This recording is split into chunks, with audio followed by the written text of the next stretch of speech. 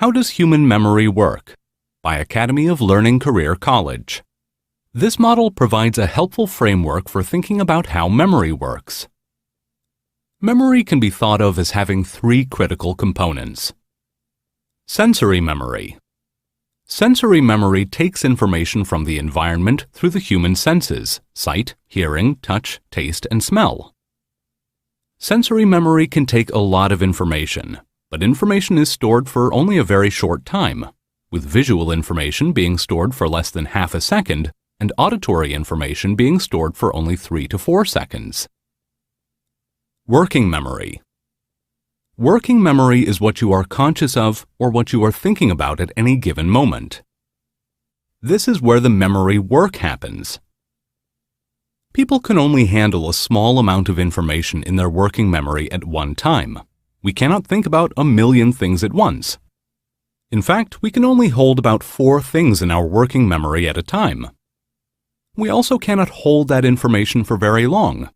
Working memory duration is about 5 to 20 seconds unless we actively try to remember information by repeating it.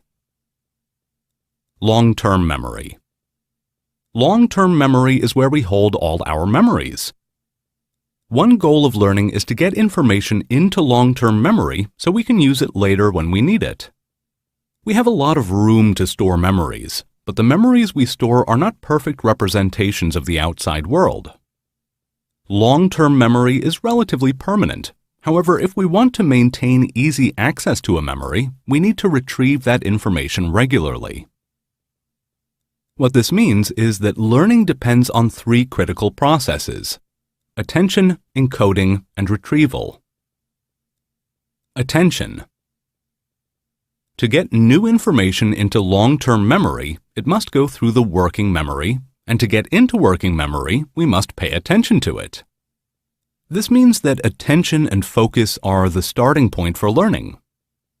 If learners are not paying attention to course materials, they will not be able to process the information or remember it later.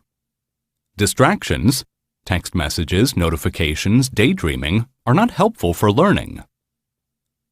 Encoding. Once we are conscious of information in our working memories, we want to encode the information into long-term memory. Encoding is made easier when learners connect new information to what they already know. Information and processes are repeated. Information is assembled, structured, and organized. It can help to think of your memory a little bit like a filing cabinet. It is easier to find things when they are filed away in an organized fashion. Information is translated from however it is originally seen and heard into something created by the learner. Retrieval. Taking information out of long-term memory and into our conscious working memory so we can change our behavior. Retrieval gets easier when you practice. The more you retrieve something from long-term memory, the easier it becomes.